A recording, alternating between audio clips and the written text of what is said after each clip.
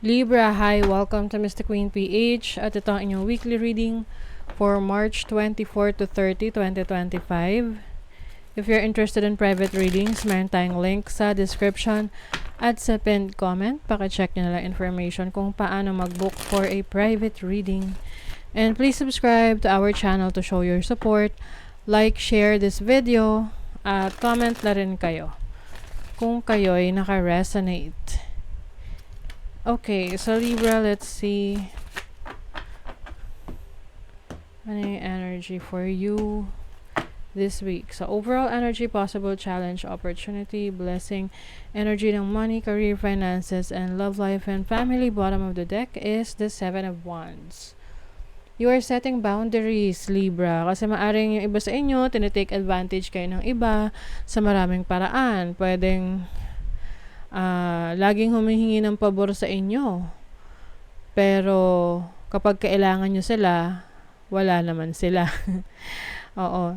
Some of you are also being careful. No? Nagiging maingat ka ngayon sa mga taong pakikisalamuhaan mo.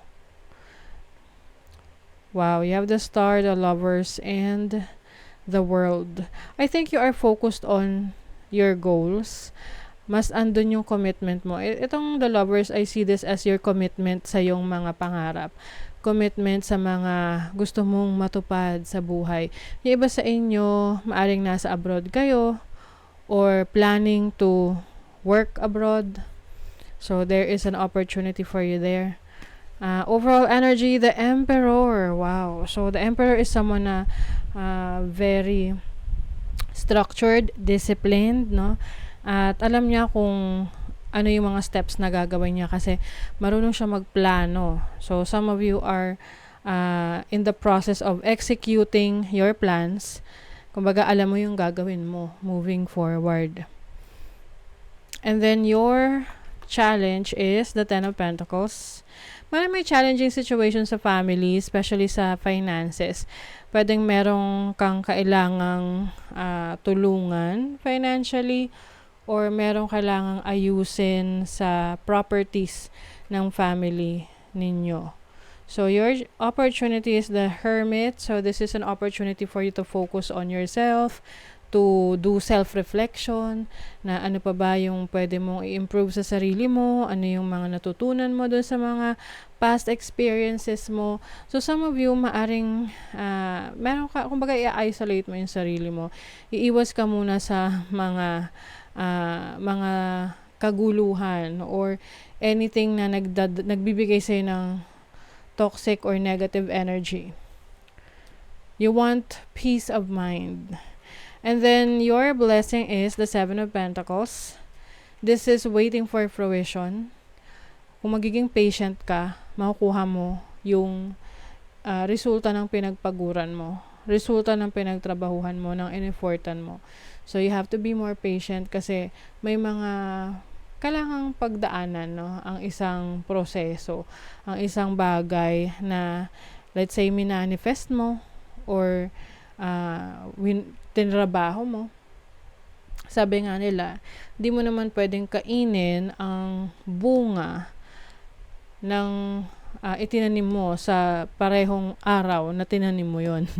Basta gano'n, no? So, pag nagtanim ka ngayon, di mo naman pwede makakainin agad yung bunga niyan ngayong araw na to. So, it takes some time. So, yung blessing sa'yo is yung patience na meron ka. Oo, para maghintay nung mga resulta ng trinabaho mo. Okay? And then, money, career, finances, you have the Queen of Cups. So, this is creativity. This is focusing also sa sa sarili mo, no? Maaring inuuna mo ngayon ang iyong self-love, self-care. Oo. Kasi pwede ka namang maging productive sa trabaho, sa business mo, sa career mo, pero hindi mo naman napapabayaan yung sarili mo, 'di ba? So, balance lang. You are tapping into your creative side as well. So, pwedeng meron kang creative talents and skills na pwede mong pagkakitaan or i-monetize. So, sa love life, nako, Maaaring yung iba sa inyo, Libra, may challenging situation with a romantic partner or someone that is close to you kasi pwedeng may trust issues dito. Meron kang pinagkatiwalaan, pero binigo ka sa tiwalang ibinigay mo sa kanya. This can also mean an energy of a person na nag-cheat sa'yo. I also see someone na isang kamag-anak or malapit sa'yo rin na may kinukuha sa'yo. I don't know if this is money or resources or gamit. O, diba? May betrayal. Yan ang mahirap kasi sabi nila ang betrayal manggagaling yan sa pinakamalapit na tao sa buhay mo. Na pinagkatiwalaan mo. If you have plans to travel, posible na ma-delay pa yan ngayon. Oo. Alam nyo, yung pagiging delay sa, yung parang let's say magta-travel ka tas hindi natuloy. Or ma-reschedule or na-cancel. Isipin nyo na lang na it is the way of the universe to protect you. Some of you are releasing something, no? Releasing that is no longer serving you. Ito yung parang, kasi cross to parang mga pasanin mo sa buhay na, alam mo naman na may choice ka para hindi yan pasanin. 'Di ba?